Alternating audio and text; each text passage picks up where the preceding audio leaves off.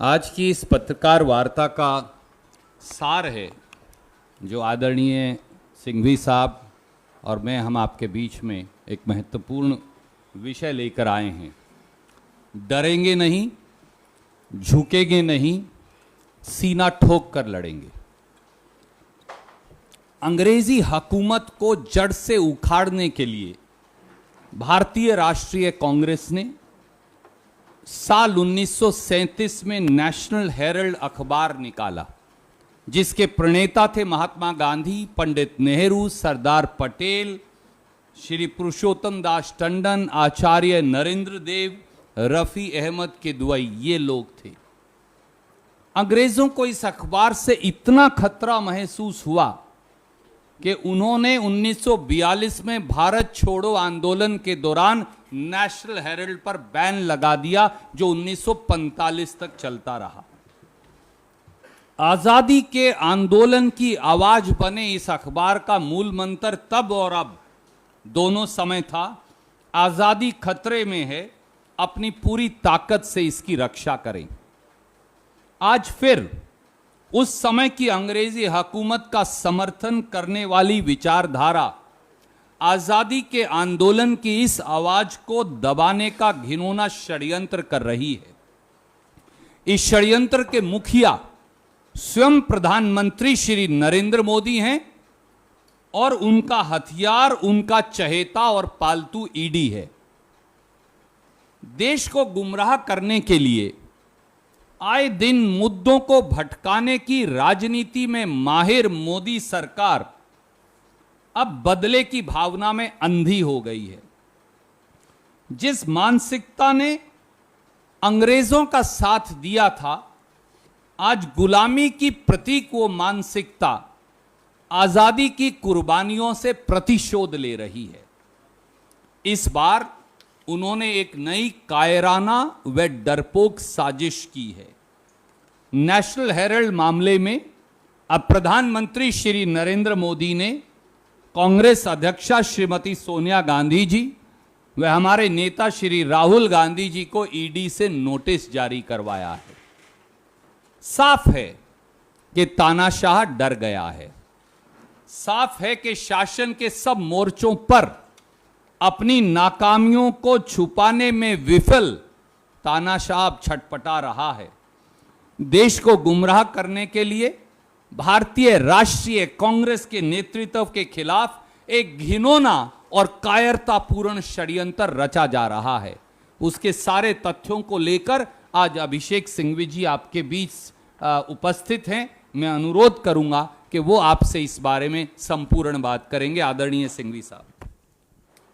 मेरे आदरणीय मित्र ने आपको इसका संदर्भ बताया, इसका इतिहास बताया, नेशनल हेरल्ड की विरासत बताई और उसकी कई दशकों, भारत की आज़ादी के कई दशकों पहले से उसका इतिहास बताया। उसके साथ जुड़े हुए ऐसे दिग्गज नाम उन्होंने बताए। मैं आपको संक्षेप में इतना कहना चाहता हूँ कि ये एक इतना ज़्यादा मनगढ़ंत काल्पनिक आरोप है कि एक प्रकार से ये मजाकिया चीज़ है। और मैं आपको ये प्रमाणित करना चाहता हूँ कि सिवाय इस प्रतिशोध की जो भावना जिसके साथ ये सत्तारूढ़ पार्टी अपने हर राजनीतिक विरोधी को अटैक करती है, इसमें कुछ भी नहीं है। 5 या 6 तथ्य बड़े सरल हैं, उनको आप देख लीजिए और अपने आप निर्णय करिए कि इस प्रकार का समन्स माननीय कांग्रेस अध्यक्ष और पूर्व कांग्रेस अध्यक्ष को दिया जा सकता है 2022 में। नंबर 1, यही चीज़ों के विषय में कानूनी कार्रवाई 2014-15 से चल रही है। आज 7 साल बाद इस प्रकार की चीज़ों में ईडी को लाया गया है। नंबर 2, ये विचित्र केस इसलिए है कि जहाँ कोई पैसा नहीं है या जहाँ कोई प्रॉपर्टी का स्थानांतरण नहीं है, वहाँ पर मनी लॉन्ड्रिंग कैसे हुई, ये हमको कोई समझाए। माननीय मोदी जी के बहुत सारे काबिल जो एडवाइज़र हैं वो समझाएं। हुआ सिर्फ इतना कि एक कंपनी है AJL, पुरानी कंपनी है, वो दशकों से नेशनल हेराल्ड चला रही है। चूंकि वो एक आदर्शों पे, मूल्यों के आधार पर चलाती थी अखबार, कमर्शियली इतनी सफल नहीं हुई। कई दशकों के दौरान लगभग 90 करोड़ रुपए जो सब दिए गए हैं औपचारिक रूप से, वो उसकी डेट हो गई, ऋण हो गया। उस कंपनी को फाइनेंशियली मजबूत करने के लिए,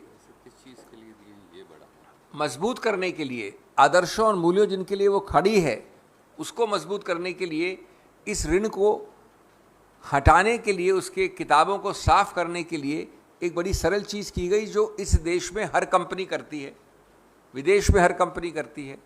उसने इस ऋण को इक्विटी में परिवर्तित करने का निर्णय किया। ये इक्विटी में परिवर्तित करने से जो रुपया आया, उसका 67 करोड़ तुरंत भुगतान कर्मचारियों के वेजिस के भुगतान के लिए उनको भी दिया गया। सब कुछ औपचारिक रूप से हुआ। अब जब आप कन्वर्ट करते हो ऋण को इक्विटी में, तो आपको ये जो ऋण है उसको असाइन करना पड़ा एक और कंपनी को। ये वैसे किसी भी कंपनी को असाइन कर सकती थी, लेकिन नई कंपनी जिसको असाइन किया गया, जिसको स्थानांतरण किया गया, जिसको दिया गया, वो कौन थी ये जानना भी आवश्यक है। वो थी यंग इंडिया, जो एक विशेष प्रावधान कंपनीज एक्ट के अंतर्गत, सेक्शन 25 कहते हैं उसको, वो बनाई गई कंपनी जिसमें दो बड़े महत्वपूर्ण प्रतिबंध हैं। आम कंपनी की तरह नहीं, सेक्शन 25 कंपनी न तो कोई डिविडेंड दे सकती है, न प्रॉफिट, जिस प्रकार से कमर्शियली प्रॉफिट समझा जाता है, उसका इस्तेमाल कर सकती है। यानी अगर 10,000 करोड़ भी वो कमा ले तो एक पैसा भी ऋण के डिविडेंड के रूप में बाहर नहीं निकल सकता। इस कंपनी में वो 90 करोड़ या जो भी डेट था ट्रांसफर हुआ। दूसरी बात, जब ये कन्वर्ट होती है ऋण इक्विटी में, तो यंग इंडिया वैसी ही रहती है, सिर्फ वो शेयर होल्डर बन जाती है AJL में। और AJL के पास जितनी भी संपत्ति है, अचल या मूवेबल, वो सब AJL के पास ही रहती है। तो दूसरा बिंदु के एक पैसे का, एक अचल संपत्ति का, एक बिल्डिंग का, एक फ्लैट का, एक किसी चीज़ का स्थानांतरण, ट्रांसफर कहीं नहीं हुआ, किसी को नहीं हुआ, कभी नहीं हुआ। तीसरी बात, जो कुछ भी रुपया आया यंग इंडिया में कभी भी, ये किसी का आरोप भी नहीं है कि उसको बाहर दिया गया, डिविडेंड दिया गया, जो दे नहीं सकते सेक्शन 25 में। चौथा, कि जब वही सब चीज़ वैसी हैं तो मनी लॉन्ड्रिंग कहाँ से आती है? अनुच्छेद 50 जो मनी लॉन्ड्रिंग एक्ट के अंतर्गत है, उसके अंदर समझ आप कैसे इशू करते हैं? जो तर्क मैंने अभी आपको बताया, और वो चौथा बिंदु है मेरा, उसके अंतर्गत 2015 में ये केस बंद हो गया था। याद रखिए, 2014 के पहले का केस है ये। ईडी की तरफ से ये केस बंद हो गया। हमारे सत्तारूढ़ सरकार के लोगों को अच्छा नहीं लगा, उन्होंने ईडी में लोगों को बदला, हटाया, निरस्त किया अपने पदों से, और नया केस खुलवाया प्रेशर डाल के। और उसके बाद अब 7 साल बाद ये समझ दे रहे हैं। जैसा मैंने कहा, कभी उनको यहाँ से मोड़ना है, ध्यान आकर्षित करना है, कभी इन्फ्लेशन से, कभी जो अभी GDP फिगर्स हो रहे हैं उनसे, जो विभाजन की भावना चल रही है इस देश में, जो असमंजस की और जो सामाजिक उथल पुथल चल रहा है, उससे हटाने के लिए। तो दोस्तों, मैं अपनी बात अंत करना चाहूँगा ये कह के कि इस देश में इस प्रकार से अपने पपेट, जैसा मेरे दोस्त ने कहा, कभी ईडी, कभी CBI, कभी IT का दुरुपयोग करके हर राजनीतिक विरोधी को, कश्मीर से कन्याकुमारी और गुजरात से पश्चिम बंगाल तक डराना, धमकाना और देश का पूरा ध्यान इधर से उधर करना, ये तकनीक अब पुरानी हो गई है। जैसा हमने कहा, हम न डरेंगे, न झुकेंगे और सीना ठोक कर ऐसे कारनामों का सामना करेंगे। लेकिन आप एक बात समझ लीजिए कि कोई भी जो अक्षर ABC भी जानता हो कॉमन सेंस का, या कानून का, वो ये नहीं कह सकता कि इसमें कोई मनी लॉन्ड्रिंग का केस शुरू भी होता है, बनिस्बत इसके कि उसकी कार्रवाई आगे जा सके।